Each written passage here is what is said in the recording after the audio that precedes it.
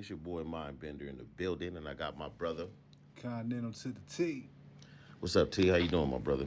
Oh shit, man. Chilling on it, man. Right, man. I've been doing a lot of commentary on Reggie Wrong Jr. and Gene. Let's make a deal. And talking about a few others and different sides and everything. And I want to get into depth with other artists that I feel captivate the whole essence of what I'm trying to bring to the table: originality, good stories, and truth. Because a lot of people, I feel like they want to decorate the Christmas tree, but they Hmm. don't want to put no presents under it. Till that's door. So that's my attempt to do justice by our fallen forefathers. You know what I'm saying? Man. They want to decorate the Christmas tree, you know what I'm saying? The presents take the work. Nobody want to put no work in nowadays, man. That's right, brother. Well, this Pimp C story stinks to high hell to me, man.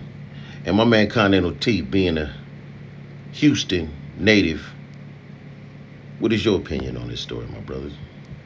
Oh man. They took the OG out, man. Rest in peace, Pimp, man. What do you mean by they? They, the powers that be. You know what I'm saying? I don't know what else to say. The You heard powers what that DJ be Paul said, right? was there. I'm gonna let you hear. Or Monday morning or something. He like, I got something to tell you. And I was like, what? And he's like, let me make sure it's true, and I'm gonna call you back. I'm finna go to Pimp's hotel, but something happened. And I'm like, what happened? He like, they wouldn't tell me on the phone. They said they'd tell me in person. See security when I get there. And he went in there and saw Pimp C body. Pimp C was still in there. He said Pimp C was like he was laying down like he was praying. And Yeah. but it was blood all over the bed, like he threw it up, but they thought he had been shot in the head. They didn't know what the hell happened because there was blood all over the bed. But he was kneeled down like he had been praying. And the candles had been burnt all the way down. So they knew he had probably been dead for like a day or something because he always lit these candles to help him sleep.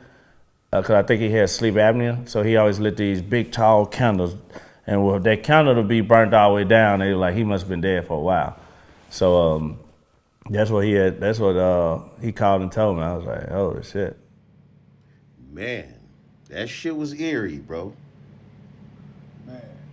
And I know a lot of people don't really know the story of how Pimp actually died. That's very graphic and vivid, and they got it tucked away in the obscurity of YouTube land. You got to really dig and search for that video, man. I've been saving it for a while. That's my first time seeing that video. That shit was crazy what he just described.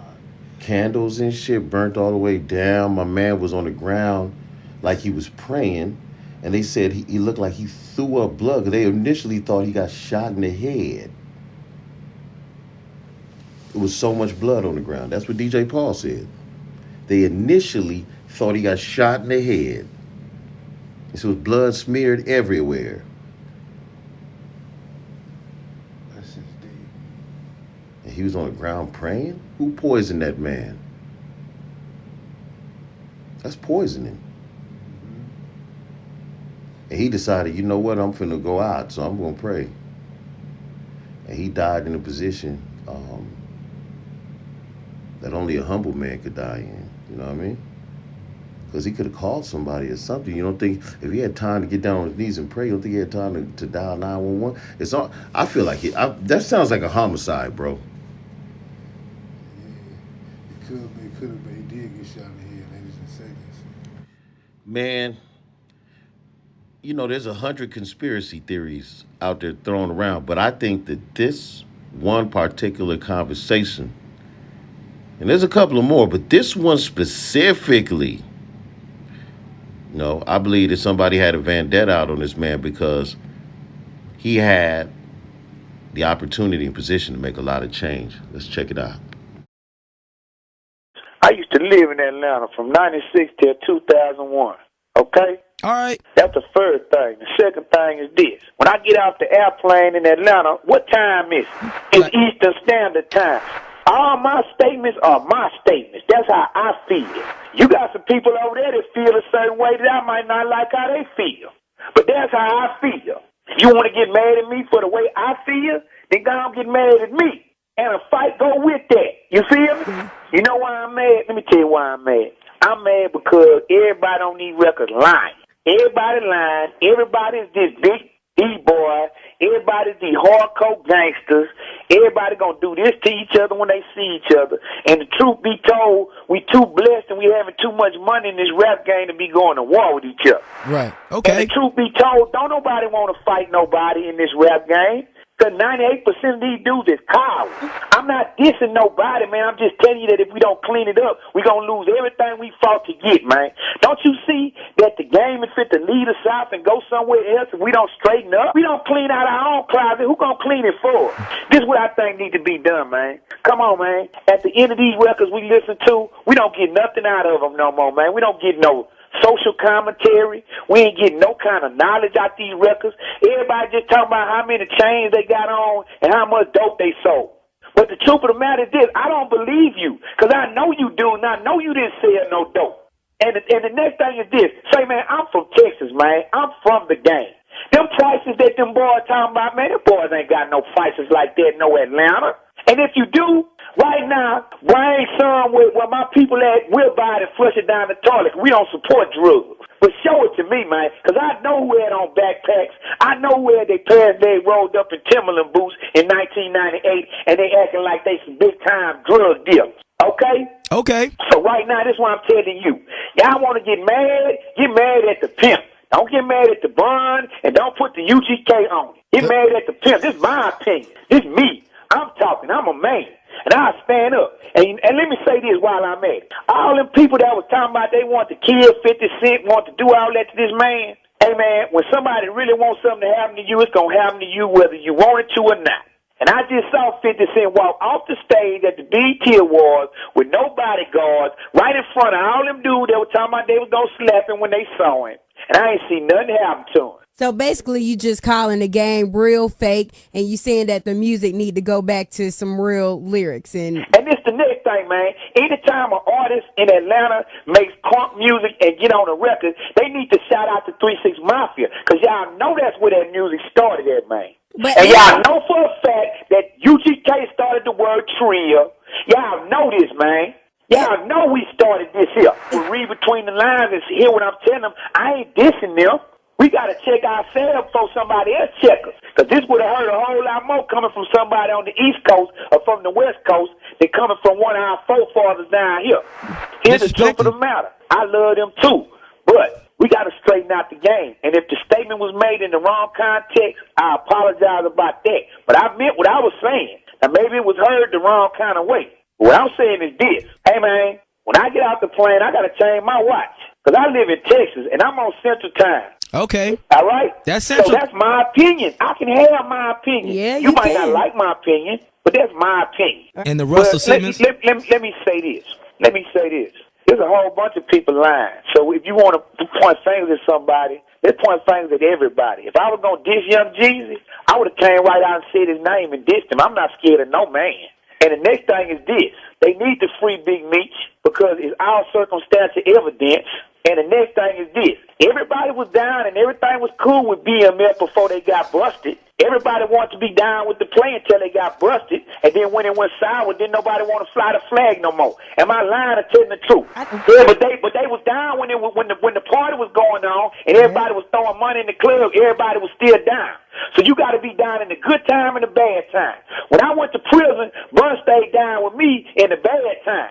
So when your partner go to prison, you got to stay down in the bad time and the good time. If you was Black Mafia family in the streets, when they was spending all that money in the strip club, you need to be Black Mafia family right now when everybody getting indicted. And let me say it again. If I was going to diss somebody, I'm going to say their name to their face, and a fight go with that. So now, I ain't diss Young Jeezy. Because Young Jeezy ain't the only one spitting fake dope prices. I'm dissing everybody lying about selling drugs that ain't touched a nail drug. All right, what's up with the Russell Simmons comment? What about it? I mean, it's basically saying that he's a Okay.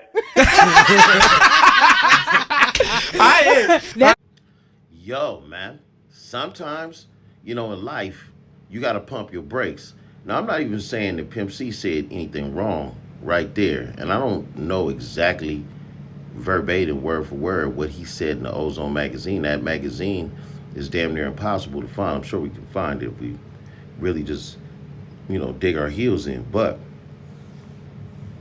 the fact that that radio crew antagonized it and laughed at the end, man, Man, talking about not one of, but the forefather in the industry. Now, I'm not promoting any kind of homosexuality or any of that kind of thing, and I know that in this era we have to be politically correct about who and what we talk about, but that's bullying in the opposite, respect, because it was said you couldn't say certain verbiage anymore because it was slander. Well, what about the suppression of verbiage?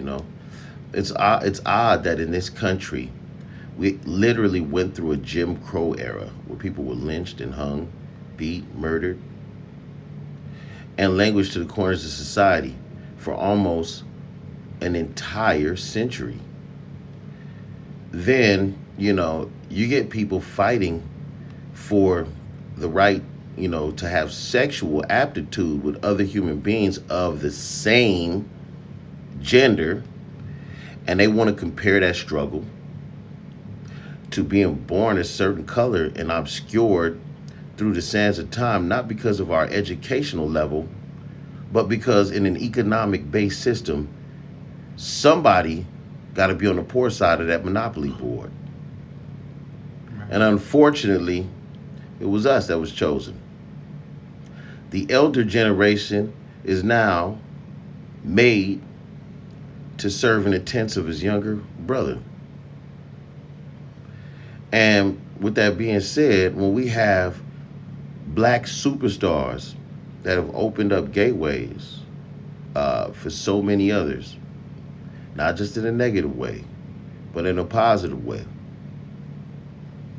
to go out and criticize a man who has obviously never done anything wrong to anybody that we know of, right? He had no motive. He had no fight in that battle. That made no sense. So when you hear DJ Paul saying shit like this and that and this and that, this ain't no conspiracy, man. You can hear the verbiage and see why this great artist was silenced. yeah, man. The Pimp, man, he was one of them.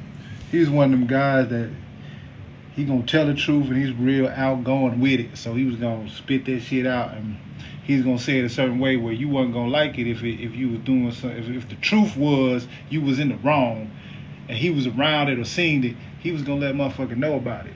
Right. And ain't nothing wrong with that because I'm that way too. But we living in a world now where you can't really just say certain shit publicly, especially when you a public figure like these people are that's saying these certain shit, just like they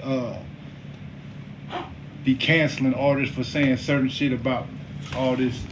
It's a lot of homophobia going around. Yeah. You know what I'm saying? Like, and I'm not cool with homos in no way as far as what they do. But at the same time, that's them. That's what they want to do. That's right. So, Man, my little brother committed suicide due to living a certain lifestyle within the LGBTQ community. And so in no way, or me and my brother attempting to make any kind of front of this thing, but it causes a lot of angst, man, and a lot of pain. These is commentary that people are scared to talk about because it divides families. ooh, and you know what's crazy? It divides families, man. When you choose a certain lifestyle and you have that spirit in you, and we're not saying that people can't be born like that or anything, but it brings on such a negative connotation with family. And imagine, how a father feels when his son presents this conversation to him. I know in today's technology time, there's, artificial insemination and all this other stuff.